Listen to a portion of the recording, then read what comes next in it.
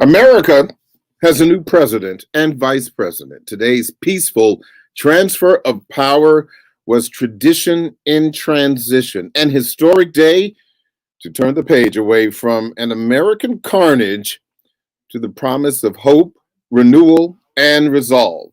Good evening, and welcome to a very special edition of the Daily Drum. I'm Harold Fisher. Tonight, we present America Uniting, the inauguration of President Joseph R. Biden Jr. and Vice President Kamala D. Harris. We are, of course, celebrating how democracy won the day and analyzing the moments big and small. We are not going to be taking any phone calls, however, but you can join the conversation on social media using the hashtag Inauguration 2021. And we are streaming tonight's discussion on WHUR.com, Facebook Live, and on YouTube.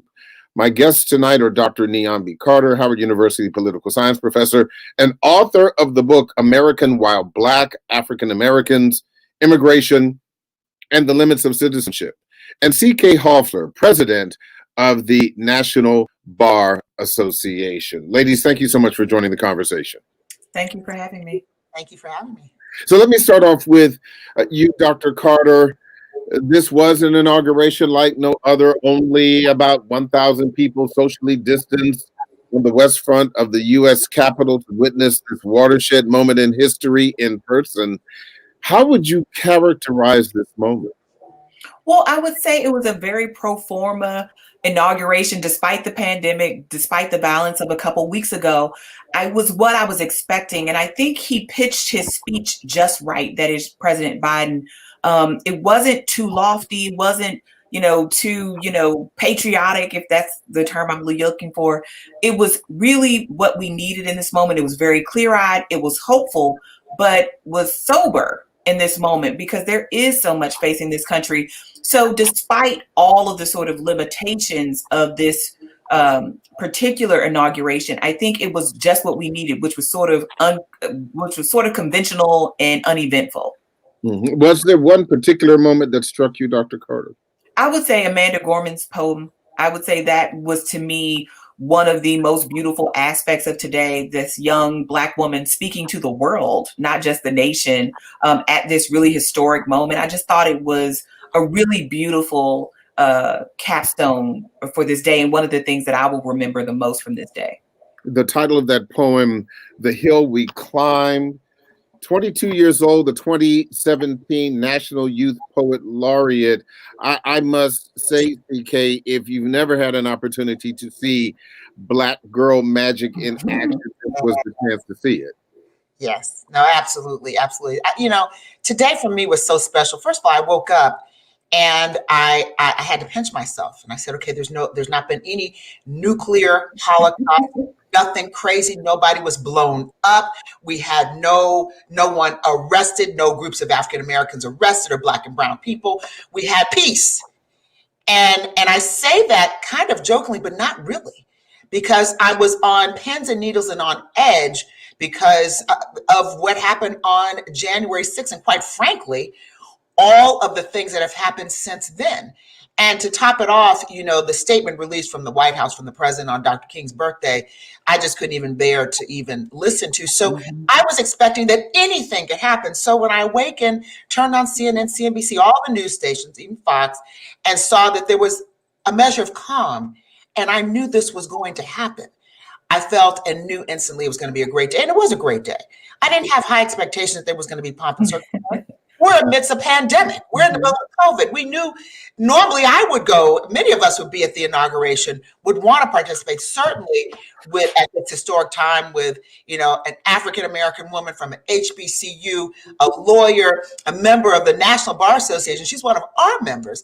Everything that we embody and that we want to see, we felt and we saw in our new vice president, and also historically, with President Biden. So we would have wanted to be there come hook or come crook, but not during COVID and a pandemic and with all the dangers that were lurking. So for me, it was historic. The poem of that young woman, Hill Climb, that said it all for me. I was going to ask you because you really just did my show, so thank you very much. Was that also the moment for you? It was. It was. That's when I believe I started boohooing a little bit around them because it was just, lost all decorum because it really called for that. For one, to see this young Black woman read it beautifully. She pitched it perfectly. And the message that she delivered for me was so moving. I was moved to see Kamala Harris walking down the street. Just that moment moved me. I was moved when I saw that the marching bands at Howard University was going to have its marching band. I was moved. Everything that I saw moved me because of what we've been through. Right. Because of every single thing, every moment that happened since January 6th, for me, culminated in what I saw today. And was probably expressed most beautifully by the young woman. Yes, I felt that the president's remarks were, the president's remarks. I didn't expect to be moved overwhelmingly. I think he pitched it right. He said his message. He was emotional a couple of times. And it was just a day of liberation. And the best part of it for me was not just the poem, but also seeing past President Trump get on the helicopter. That's what I have to say about that. And I would say it's a joyous day. And I think, there has been so much for the last several years, so much hurt and so much pain. To see people joyful today, I think in whatever medium, I was talking to a lot of friends via text and on social media, and just to see the jubilation. I mean, there's not a lot of moments that we get like this where we get to stop and just snatch whatever bit of joy you can out of the universe. It doesn't always happen, but today was one of those days. As CK rightly pointed out, there was just sort of things on top of things to just be excited about, to see that fist bump between Michelle Obama and VP Harris, to see her fist bump Barack Obama, to just see Michelle Obama and Barack Obama again. It was just like, wow, this was just a coming together, to see her little grandnieces in the coats that were made to match she and her sister's coats when they were little girls. I mean, it was just, there were so many beautiful things. And I'm sorry, I don't think anybody was watching this for Joe Biden. I think we were all watching to see Kamala Harris. At least I was watching to see Madam Vice President Harris. I mean, we've seen this guy for a very long time, no disrespect to President Biden, but certainly the real draw was VP Harris. And I think this was her day, and on so many levels. And to see her take her oath on Thurgood Marshall's Bible from Sonia Sotomayor, and also one of her mother's good friend's Bibles, who was like a second mother to her. I mean, it was just so many things in that felt so universal, but also so very specific to me as a Black woman, that I was just so delighted that I got to witness today. And you mentioned Justice Sonia Sotomayor. Certainly we need to send her an email making sure that she can pronounce Kamala Harris's name correctly. She did say Kamala, so we're definitely gonna have to work on that. But with that said, CK, let's talk a little bit more about Vice President Kamala Harris. What struck you specifically today about her? Because there was no speech; it was just the swearing in for the new vice president. She was beautiful. She was elegant. She was a Black woman. That's what struck me. Every detail. I was watching her, and Dr. Carter's right. I wasn't looking at this to no disrespect to the president, but I was there to see our vice president, our Madam Vice President. That meant so much to me in this moment. As a Black woman, as a woman, as a lawyer, as a child, as everything, it meant so much. It gave validation to many of us who understand what it is to not be seen, to be ignored, not to be heard, not to be validated. Not that we need people to validate us, but certainly seeing Madam Vice President there in her regalia as a Black woman meant so much to me on that level. Just even, the way she interfaced with the Obamas, just seeing the Obamas, the way that she held her grandniece's hand, the way that her family interfaced, the way that she just conducted herself, the looks, just things for me. Maybe I was reading so much into it because I was watching everything she did. I was like, yes, because she was speaking in my way of looking at it. And I am not egotistical that I think that everybody's speaking to me, but I felt and she didn't utter a word, but Right. her body language and how she conducted herself, for me, I said, that's it. That to live in this moment in time and to see that just was that extra boost that we've been in so much pain and disarray, and I don't even know what we need to call it, frankly, that was so reassuring. It just gave us hope and confidence. And for me, the real work is beginning right now. But I was inspired to roll up my sleeves and to participate on the level that I can in helping beginning the real work, which is what the focus is. But it was just so great to see Madam Vice President stroll down like a Black woman would and could. Sort of understated. She wasn't bebopping and rolling it. She just got down to business, was sworn in. It was beautiful. It was wonderful. And it was a moment that I will always remember. I was tearing up a lot today. I felt, the intensity of what's been going on the past. I was angry, afraid, distraught, feeling that we were living in a more dangerous world, not knowing what would happen over the past 2 weeks since January 6th. I was already feeling some kind of raggedy before then, but I'm here in Atlanta. I'm here in Atlanta. So we went through record levels of voter suppression during the runoff election. And because the National Bar was knee deep in that, because many of us and the incredible work of Stacey Abrams, Fair Fight, the grassroots organization, just incredible to see that coalescing. So everybody had been kind of on edge, let me just say, whether you were in Atlanta or not in Atlanta, or in Georgia or not in Georgia. So, and then right within 24 hours of Dr. Raphael Warnock and John Ossoff winning, we see an attempted coup d'etat. Yeah. Terrorist activity, attack on. I was sitting there saying, wait, whoa. I didn't know if this was a Lifetime special movie, if we were on Netflix watching something from some place else, some other country, somewhere else. But CK, if I may, because I think when you talk about Vice President Harris, one of the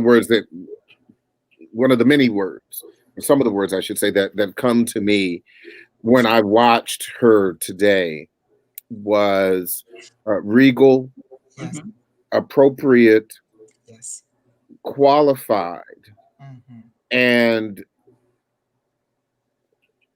determined. Those are the four words that really come to me. And Dr. Carter, the administration has hit the ground running. Absolutely. Already. The president, and we're going to have to get used to saying this, President Biden has signed some 17 executive orders. And the first one, of course, had to do with the COVID-19 pandemic. But what message does that convey to the public, first of all, and to the point as it relates to the vice president? What role do you think she will play and is playing as we hit the ground running? Well, I mean, I think one of the things that's important to remember is that many of his cabinet positions have still not been confirmed, right? So many of those nominees are still waiting for confirmation. That process has started, but it's not there. So really, and I don't want to mean to interrupt you. Just a few moments ago, the Senate has confirmed Avril Haines as the Director of National Intelligence. She's the first woman to hold that position as well. She said earlier this week that politics will have no place when it comes to national intelligence. But please continue. We hope so. But that's one of many that have to get through. So really the only way that he can sort of do anything as the executive is through executive orders. And he has been very reticent to use that particular power, in part because he was like, I don't want to set a precedent like we just saw with this last president of people doing this. And this is a way to legislate. It also is not permanent, right? Because just like he sat there today and undid a lot of things that Donald Trump did during his tenure, someone else could sit in that chair in another few years and do the same thing. So he seeks permanence of legislation, but he is in a position where he has to do some things and he has to do them quickly. So executive orders are the way to do that. And so he signed many, like you said, he signed something like 17, and they ranged from everything to immigration to the environment, to COVID-19, because those are some of the most pressing issues that we had. But at least he was trying to firm up support for DACA recipients and make sure they're safe, right? So these are the children that won't be deported because they were brought to the United States without proper documentation when they were children. He's also rejoined or signed the paperwork to rejoin the Paris Climate Accords, trying to prevent our leak of the World Health Organization.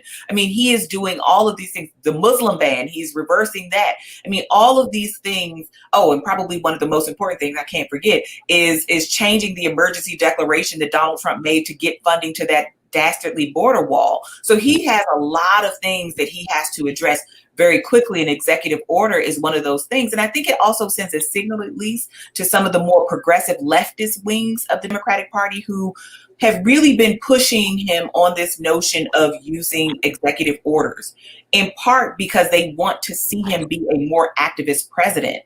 Now, what Kamala Harris is in the unique position of being is a vice president with a lot of power, because typically vice presidents don't do much. But because of that 50-50 split in the Senate, she's the official tiebreaker. So not only did she have a historic day being sworn in herself, she swore in Raphael Warnock, John Ossoff, and Alex Padilla, all today on her first watch. But as that tiebreaker, she could do for Joe Biden what Dick Cheney did for George Bush in 2001, which is you make those first 100 days very easy. I mean, it was a similar split, but she can put her thumb on the scale to make sure some of that legislation gets through. Of course, this depends on more conservative Democrats like Joe Manchin and Kristen Sinema, excuse me, I almost forgot her name, Sinema, out of Arizona, not defecting and giving that majority to Republicans. So if they can keep all the Democrats in lockstep in the Senate, and it's suspected that many of the Republicans, now that Donald Trump is gone, maybe that he's lost some of his power, right? He's not the talisman for them that they thought he was a few months ago.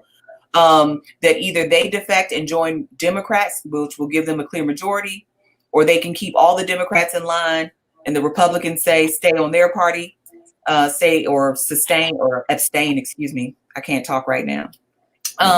Then she could be a real decision maker in that body. So she can make the path for Joe Biden a lot easier than it has been. Of course, whatever power sharing agreements that the Democrats and Republicans come up with, so this is Chuck Schumer and Mitch McConnell, right, will really affect a lot of this, right? So we're all projecting here, and we're going to hope that Mitch McConnell will play nice. But we know Mitch McConnell. Mitch McConnell has been an obstructionist to his core. I don't think you can trust anything he says, because anything he does is going to be for his own self-interest. So we'll see how long this power sharing agreement that they're working through will last. But if all goes according to plan and Democrats stand in lockstep with one another in the Senate, Kamala Harris is poised to be a very powerful vice president, and that's not something we've seen in a while.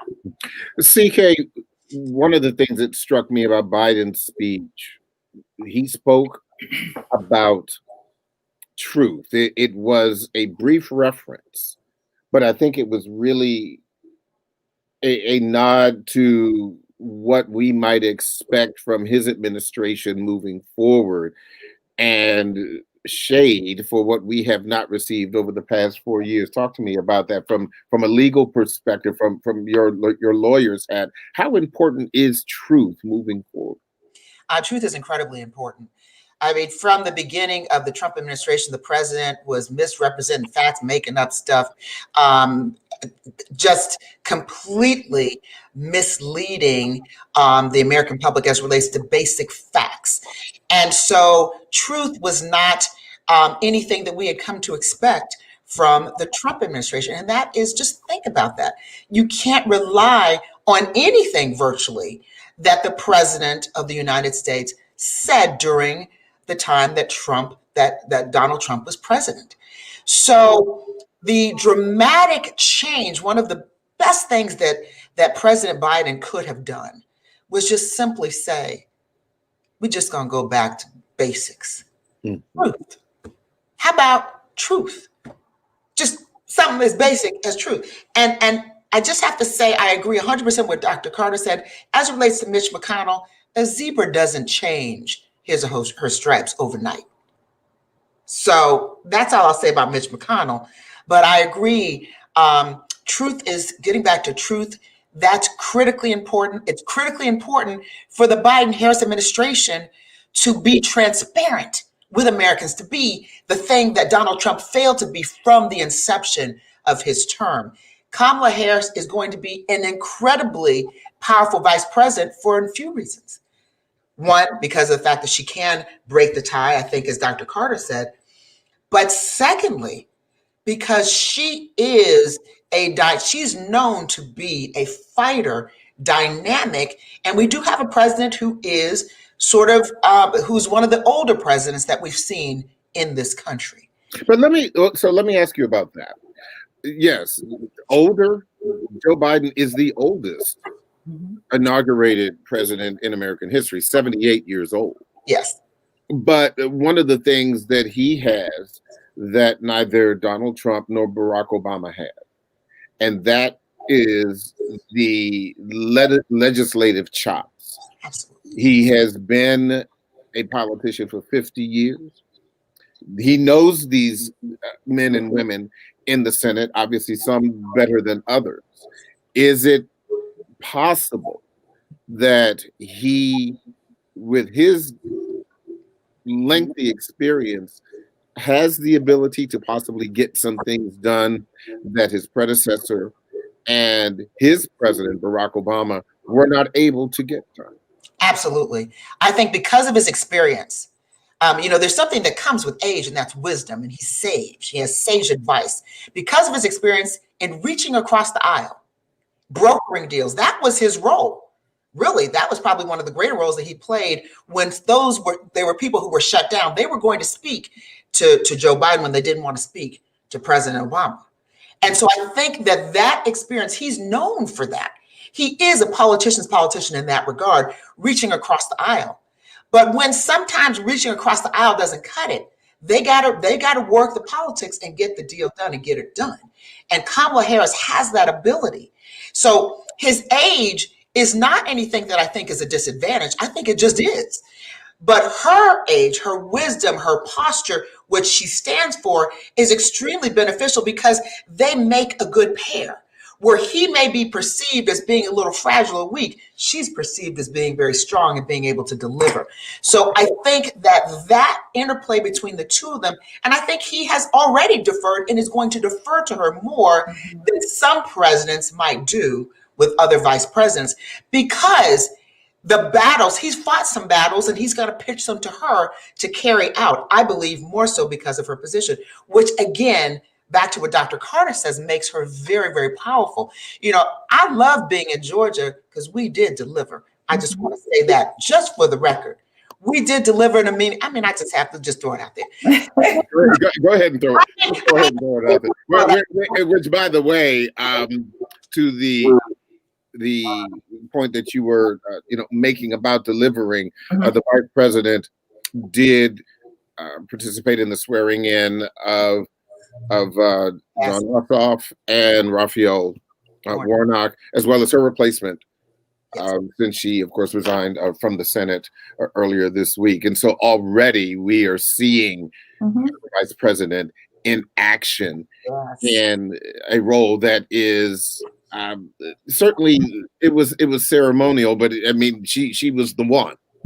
Well, and it's changed too. Yeah. I mean, that role of the vice president has changed over time. As you can see, you negotiated between the two people who were in those two seats. I mean, we saw it with Kennedy and LBJ. I mean, we've seen it with Dick Cheney and George Bush. We saw it with Barack Obama and Joe Biden. And now I think we're going to see it with Harris and Biden. I mean, they are okay.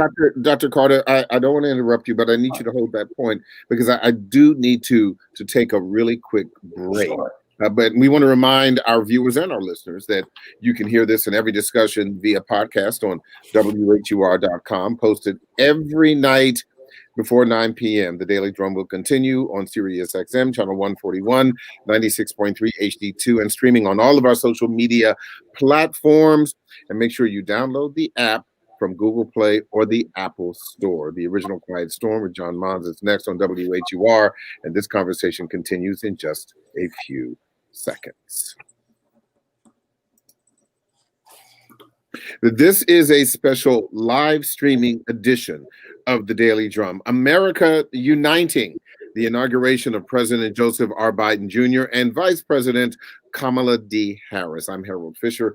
We want to remind our viewers and our listeners that we are not taking calls tonight, but you can join the discussion using the hashtag Inauguration 2021. Tonight's broadcast is being streamed on WHUR.com, Facebook Live, and YouTube. I want to again reintroduce our guest tonight. We have Dr. Nyambi Carter. She is a political science professor here at Howard University. We also have C.K. Hoffler, president of the National Bar Association. I want to talk, I want you to go ahead and finish your point, Dr. Carter, about the influence of the vice president. No, I was just going to say, like, every vice president is different at this point, but we certainly know that there can be a great deal of power exercise in that office. It really just depends on the pairing. And as CK rightly pointed out, Joe Biden balanced that ticket for Barack Obama, who was relatively young and a novice, right? Senator, Right. who was not long on the national stage before he became the president. So he needed an elder statesman like a Joe Biden. And let's cut to the chase, a white guy to make his ticket more viable, just like Joe Biden this time around was not going to get over the hump without Black voters. And of course, it was Black voters in the South. South Carolina saved his butt during the primaries, and Georgia saved him in the general. So he needed to send a signal, and it was a very strong signal. If he had picked anyone else, Amy Klobuchar, even Senator Warren, as much as she is well loved and liked by multiple communities and respected, I think it would have sent the wrong message at this particular time. Kamala Harris was the person for the moment. And she has all the sort of requisite skills and qualifications to get him over the hump. And I think CK rightly pointed out, she's very strong. We've seen her. She's whip smart. She broke no punches, and she does not suffer fools. So she is definitely there to sort of be the stick, right, when the carrot that Joe Biden wants to extend doesn't work. I think we do need to talk about the other serious issue.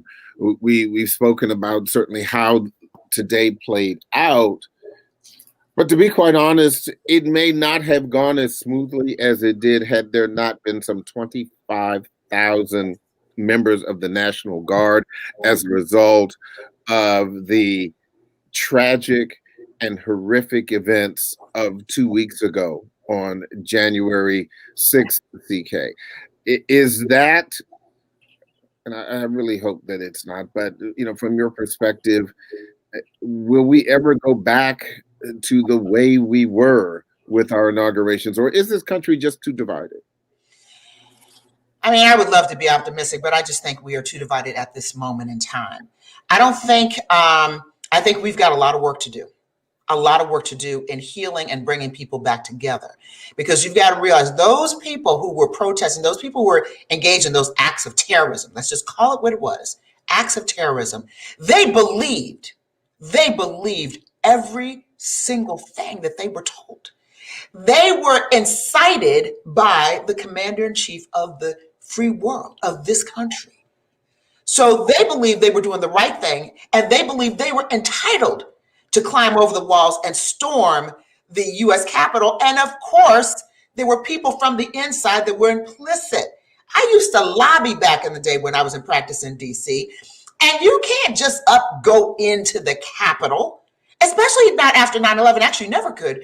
There were people who facilitated what happened within the Capitol. And I encourage very aggressive investigations to continue with the Justice Department and the FBI and any other authority from top to bottom to hold all of those people accountable.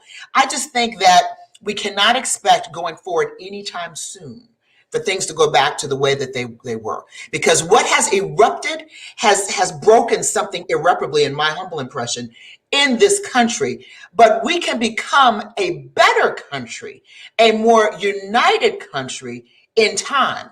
But I think right now, at this point, there's so much healing that has to be done.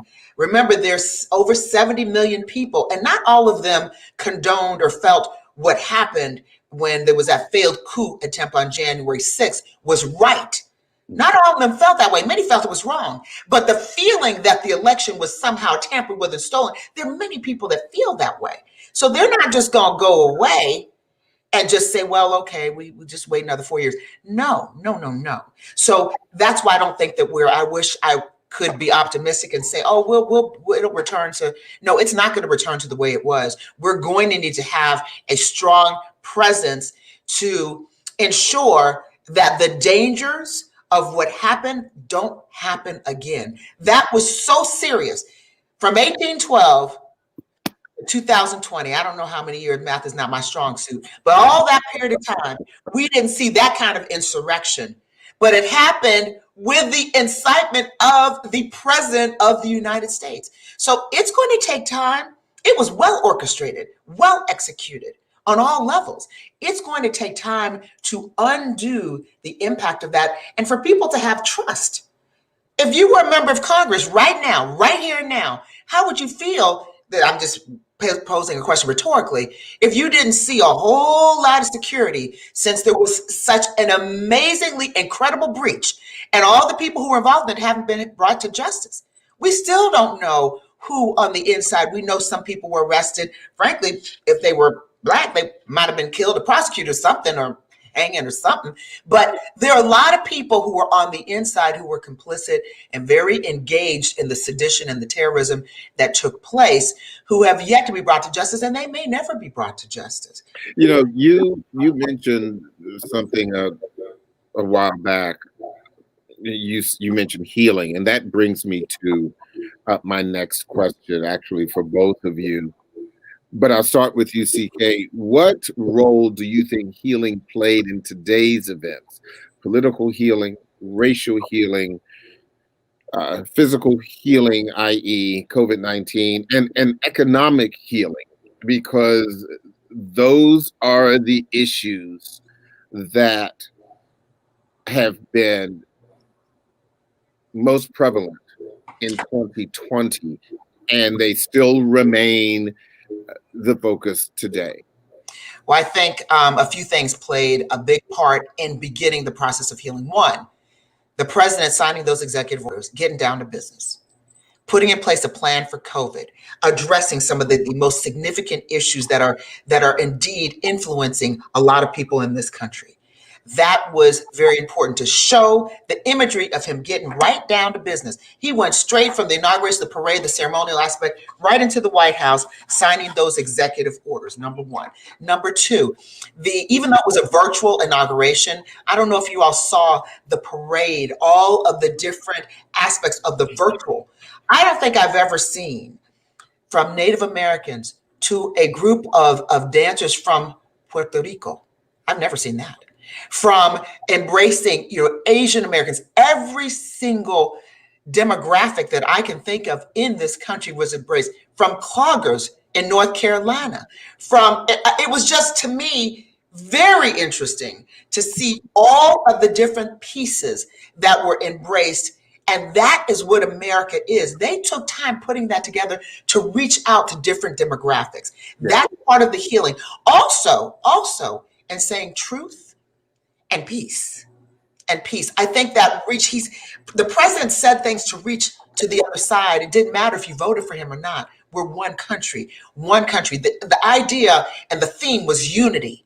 This is the United States. Right after most countries in the world, immediately statements made, they were saying, this is me, my interpretation, thank God, hallelujah, again, we can breathe. Because what happens here has an impact on us internationally in every single country in the world. Even the Russian head of state had something to say about, well, maybe relations can get a little better. We don't know. I mean, everybody had something to say, and they didn't want to be overly critical. Mm-hmm. They said they were happy that there was a new day in the United States.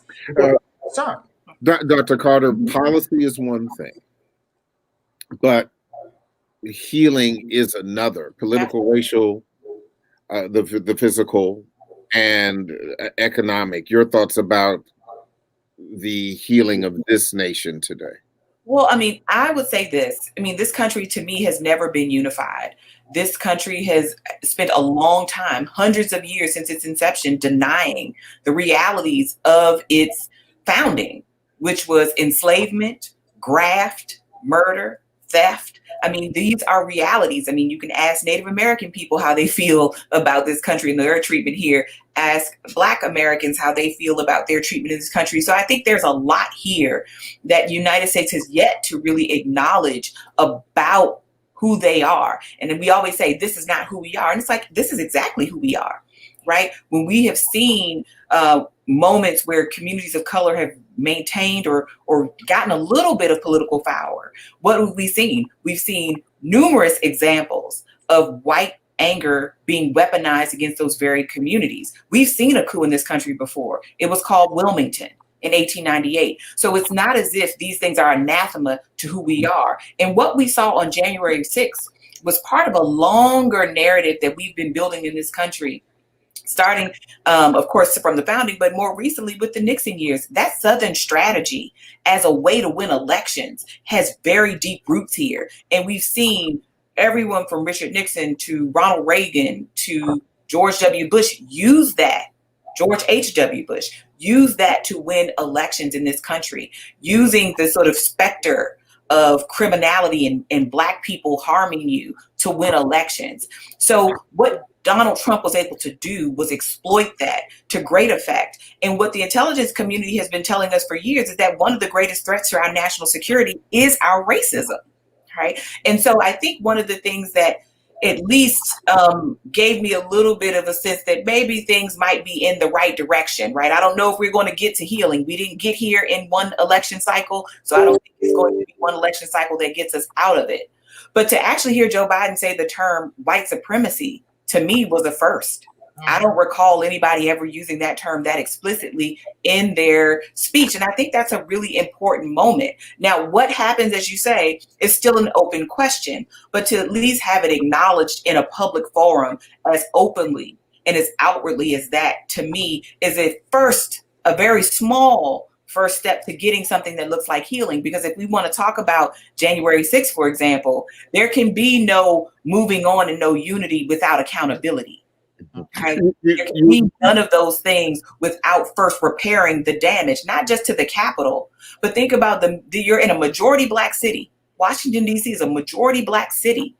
And your actions on that day downtown kept people from going to the grocery store that evening, kept a mother from getting to CVS to get milk for her child because of what you did, because people don't respect these places. And I think the lack of respect we saw for Black people, Black voters this year, that's, again, something that's not going to go away over one cycle, because we saw in Georgia all of the efforts that were made to thwart Black voters. Raffensperger got all this praise. Oh, he resisted the president. He did his job. Right. You don't get special cookies for standing by and watching all of the tricks and all of the machinations of the Republicans in the state of Georgia trying to restrict Black voting, trying to keep people from turning out, but they couldn't stop it. And so it was really him throwing up his hands and saying, we allowed every dirty trick in the book, but we couldn't stop these people from voting. And it was just too many of them to really be stopped in this state. That's all he did. Yet we are so willing to give people all of this praise for doing the minimum, for being decent, for being decent human beings. Dr. Carter, you mentioned something that I think is so crystal clear for people of color who have their ears or who have had their ears to the ground low these 4 years, when we talk about race being an Achilles heel for national security. Let me break that down a little bit. Mm-hmm. If you believe in 17 intelligence agencies, U.S. intelligence agencies say it is so. If you believe that the Russians interfered with the 2016 election, particularly as it relates to social media and the like, then they took advantage of that racial Achilles heel to foment racial animus by creating these, the social Lot of media counts. trolling and all of that stuff, which, and I would argue, if they had not, and I don't know how the election would have come out. Right. Mhm. I'm not suggesting that, but I think that would have been, race may have been less of an issue if they had not done that. Certainly with Donald Trump. Donald Trump Well, was and is Donald Trump, and so then there's that. but there's the spreading of misinformation, which is what a lot of those bot accounts did. They were trying to spoof and pretend that they were Black online to get these sort of these rivalries going online. And they attacked a number of Black women online. I mean, Shereen Mitchell has done some really interesting work around this idea of the ways in which Black women were attacked with these misinformation campaigns. And there are lots of people who have shown in retrospect, right, this is what actually happened. You had people spreading these false rumors that Hillary Clinton was engaged in a child exploitation ring, a child sexual abuse ring with John Podesta out of a pizza parlor in Northwest. I mean, this kind of stuff doesn't just stay on the internet. It influences these people. That's why people are saying things like the election was stolen. And you get fed a steady diet of this by Donald Trump for the last 4 years, but certainly over the last few months, telling you your election was stolen, that the Dominion, the maker of the voting machines, Dominion, was working for the Venezuelan government. All of this nonsense. That was wild. But these people are saying these things, and these conspiracy theories have been allowed to flourish, and these Russian bots were really good at exploiting this and spreading this misinformation, because it's really hard to put that genie back in the bottle once it's online. And then you have your president saying it. So now all the media organizations are spreading it, even if they don't support it. They're saying what he said. So you notice how the last few days have been really quiet with Donald Trump not on Twitter. That Right. now Donald Trump is not here, gumming up the works. We can actually have a conversation about things. I mean, we don't have to talk about Hillary Clinton's emails, which dozens of agencies have now told us there's no there. She's been cleared multiple times of this. Yet, when we looked at the coverage in 2015 during that election cycle, 2016, that was the story. More than Donald Trump grabbing people's genitals, more than these mysterious taxes that no one still has seen, more than all of these charges of corruption and other kinds of things. So we do know that this sort of moment, at least, right? And this is going back to the points you guys were talking about earlier about truth and how we get to healing, is that we don't get to play in the world of myth making anymore. We don't have a leader that's going to sit up there and tell us, that COVID-19 is the China virus and that we don't have to respect masks because somehow that is infringing on our civil liberties, right? That this is a public health crisis that should not be politicized. And actually having someone stand in that office who's been a lawmaker, who's been a public servant, who actually has held office for multiple decades, to do that, I think, is what we need to steady the ship right now. We don't necessarily need a big sea change. I mean, of course we do in lots of areas, but just to have a calming moment where we can catch our breath and have someone, again, inspire trust in our institutions and right some of the nonsense of the last 4 years. And it's not going to be perfect. It's not going to be without fault or criticism. No one is expecting Joe Biden and Kamala Harris to be saviors. But certainly it is important that we again have people say things like, your vote does matter, that it will be counted, that the changes to the election system brought by the pandemic that many Republicans actually supported, right, are not some attempt to harm you. And by you, I mean white people in particular, because that's what that message was aimed at. So, Dr. Carter and CK, I would disagree with one thing that you just said. You said no one is expecting Joe Biden and Kamala Harris to be saviors. I would argue that based on what we saw on January 6th, and that there is a significant percentage of the population that absolutely loved Donald Trump for who he was. There are people who love Joe Biden and a whole lot of Black people, for example, who love Kamala Harris just for who they are. We saw that kind of adoration of President Obama, and so there is a significant amount of people who believe that they are going to save America simply because we are where we are now, and they are looking realistically or not for a miracle? Well, I would say this to those people. I would say there are very real constraints on any political office. We had a president for the last 4 years who acted as if that wasn't the case. But there are very real constraints. And, you know, part of the reason I think a lot of the disappointment about Obama came is because people read so much into his presidency, right? People say he's going to do this, this, and this. He never promised you that, right? Much of what people were disappointed by in terms of his racial politics in particular were never things that he actually promised you. And then when you think about what he had to deal with in terms of that second term, for sure, with that really recalcitrant Republican Congress led by Mitch McConnell in the Senate, you see why some things didn't actually happen. And this is not to let Obama off the hook. I think he actually did some things that were quite problematic, and we should call him to the mat and criticize him for those things. But I would say this, you know, we didn't get here, right? The economic exploitation and degradation in Black communities that we see. We didn't get to the unemployment numbers that we see in one cycle, the maternal mortality rates that are through the roof, the deaths from COVID. None of these issues came about in 4 years. So they're going to take longer than 4 years to solve, probably more time than Kamala Harris and Joe Biden actually have in office to address the needs of most, what I would say most people of color, and certainly most Black people want to see. And it's not to suggest that you should expect nothing. Hold their feet to the fire and look at the things that they promised you. Read that Lift Every Voice plan and see what he actually said he would do, right? Don't expect $50,000 in student loan forgiveness because he's already said, maybe I'll do 10,000, right? He's already said that, but make sure he does that 10,000. Yeah, that ship has sailed for me. I said that ship has sailed for me, but anyway. But listen, I'm still in it, right? I'm still in the fight. So if he can give me some of those loans, hey, I'm here for whatever I can get. But my point is that all these offices have limitations. There are certain things that he can't do. Like he can't promise you no new taxes. All he can do is decide to sign or not sign a tax bill, but he can't devise a tax plan on his own. That's not his job. Right? Just like, you know, the legality of any of these executive orders that he signs. If somebody wants to sue and take it to the Supreme Court, it's the Supreme Court's decision to decide whether those things are constitutional or not.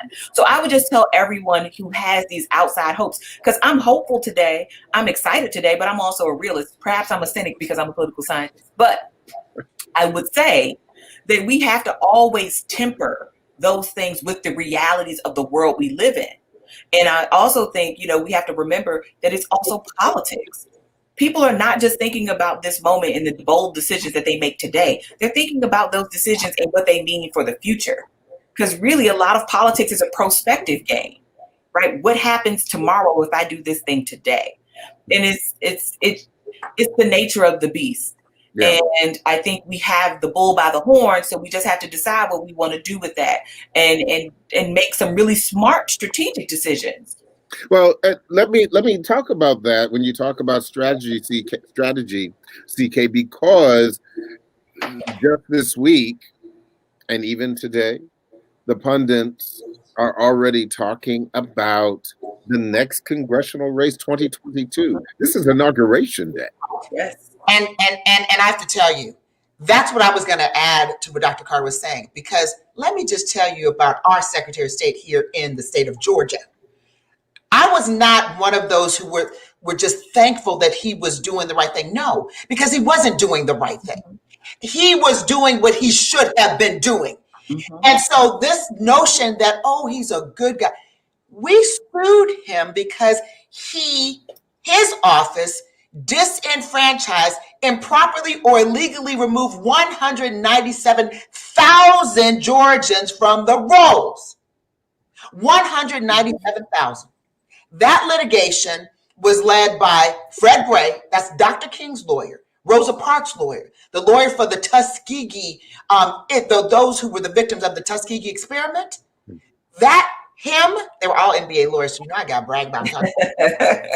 Fred Gray, I was one of the lawyers, Gerald Griggs, a civil rights lawyer in DC, and a bunch of other National Bar Association lawyers to restore people back to the rolls. And we represented Transformative Justice Coalition, Rainbow Push Coalition, Southwest Voting Registration Project, as well as Black Voters Matter Project.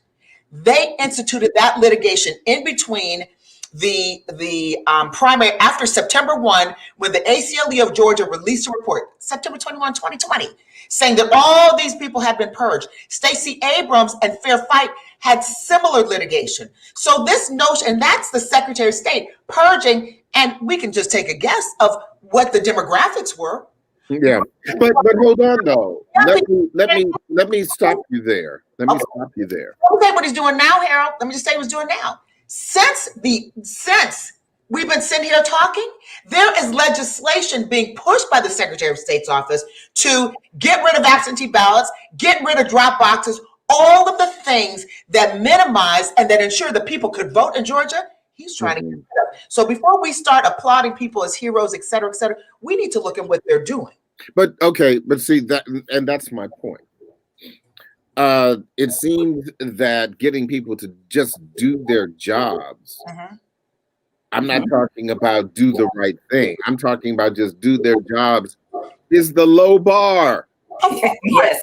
Getting you to do your job is the low bar, because I think for every attorney, NBA or whatever, who is doing their job and trying to do the right thing, as we have seen in the past 2 months, there are other attorneys and other activists with power who are not only refusing to do their jobs, but are engaged in professional foolishness and shenanigans. Professional foolishness. I love it. Absolutely. Yeah, and so, I think right now, even if it is symbolic of this Biden administration, that we need to raise the bar. Absolutely. From do your job to do your job and do the right thing for everyone, because I would argue, whether it's Georgia or Maryland or DC, drop boxes and absentee voting need to be available to everyone in every neighborhood. And if west of the park, and for those who aren't familiar, west of the park is the more affluent part of the Washington D.C. If they are short 5 voting boxes and they add 5, east of the river, where there are so many more people of color, although they are gentrifying over there. The point that I'm making is there needs to be equity. Absolutely. Everybody needs to have access to that voting drop box. Everybody needs to have access to the ability to exercise their right. Exactly. But you know what, Harold, I think this, you guys are bringing up really important points here, is that opening up the franchise actually changes the game for many of those who don't want the game to be changed. Right. Making voting easier and more accessible and more robust for more citizens changes who holds the levers of power in this country. Because one of the things, and I don't want to make this a partisan conversation, because I think you're absolutely right. Voting is your right as a citizen. And we want as many citizens to exercise that right as possible. But we know that if that happens, this means that Republicans nationally are not going to be as successful. They realized this a long time ago. Their share of the voting population is not growing, it's shrinking. Most people in this country don't think like them and don't like the policies that they put out there. But they know this, and they don't want the vote to be more accessible, because that means that their likelihood of winning shrinks. And this is why in states like Georgia, in places it very difficult for people to access the ballot, because they know in those states that if those Black and brown and Native and other people really start to show up, they're going to lose there too. This is why the redistricting and the census is so significant, coming up, because this is going to be the information we use to redistrict in all of those important battleground states that we saw. Those are going to be the districts that are in play when we go to the midterms coming up. So this is why these people are hell-bent on making voting less accessible, because who thinks mail-in voting is a bad idea in a pandemic, right? I don't think most people would think that's a bad idea, but they know it's bad for business on the Republican side, because that's what Black people used to vote. That's what Latino people used to vote. In those circumstances, you don't have to take off work. It's easy. You just drop it in a box and you can keep on going. That's why they were closing down early voting and making it shorter and shorter, because they know that Black people used that in 2008 and 2012 to elect Barack Obama when these high numbers. And I also say Georgia's turned out more in the Senate runoff than they did for Obama in 2012. Just putting it out there. Georgians did their job. Georgians did their job. Black Georgians in particular, Black women, certainly. So all of this is to say that yes, voting and access to voting should be a nonpartisan issue. Making voting rights something that everybody has accessible to them should be a non-issue, should not be controversial. But we see right now the important formula, right, for reauthorizing essentially the Voting Rights Act, right? Those important parts of Section 5. The formula for that is sitting right now in the Senate. Mitch McConnell left it there to die, right, because he doesn't want to make voting more robust. So there is what should be, and then there is what is. I have only a few more minutes left. You know, the title of tonight's program, I called it America Uniting, not America United, because we are not united. But today is the beginning of an opportunity to unite, to be part of that active process. CK, what does the Biden administration have to do to make that happen? The Biden administration needs to be true to those that help them get to where they got. So, one, for the promises that were made, for the agendas that were developed, for the things that the Biden-Harris administration said they were going to do, they need to do those things within reason. We know there's a political machinery. That's number one. Number two, the grassroots efforts that resulted in the victories, both in the presidential election and in Georgia, need to continue. We must help them do for us. We cannot rely on government simply to do what our communities need. We must help them hold their feet to the fire, for instance. Remind them who got them in office, for instance. Work with them. All of those things we must do. We must also not forget, in 2 years is going to be, as you said, another game changer. Raphael Warnock, Dr. Warnock is going to come up for re-election. He's got 2 years. So that, again, if we lose any member of any Democrat in the U.S. Senate, it's a game changer. And in 2 years, there's going to be another election in Georgia. So there's not going to be an ability to rest on any laurels. The Biden administration, Biden-Harris administration need to recognize that and keep that machinery going. Keep the lines of communication going with those who help them get there. The strongest and largest demographic that caused them to win is Black women. Mm-hmm. Yeah. Discussion. Keep that going. Make sure you keep reaching out, because that's an important demographic, not just Black women, but I just want to point that out. So the communication, grassroots organizations, the litigation that people have instituted to ensure that there's less voter suppression, and then finally the passage in the first 100 days of the George Floyd Justice and Policing Act and the John Lewis Voting Rights Act. Those have to be done, because we have to, on a federal level, restore what the Shelby County versus Holder took away in terms of those pre-clearances. And just look at Ruth Ginsburg crushing dissenting opinion to understand that more. We got to restore that. And that's what the John Lewis Voting Rights Act will do. But then we also have to focus on what the states are doing. So Biden and Harris have a lot of work, because they've got to reach out to the states, to their base in the states. And those people in Georgia, for instance, came out in support of them, but they got to do it everywhere. So that's what I think they have to do. Well, I'm out of time, ladies. I wish I had another hour to talk to you, because there are so many issues that need to be dissected. But again, on this day, We celebrate Absolutely. democracy continuing in America, and there's a light on at the White House. Let's try to keep that light on for as long as we can. Dr. Niambi Carter, C.K. Hoffler, I appreciate your time. Thank you, Harold. So much.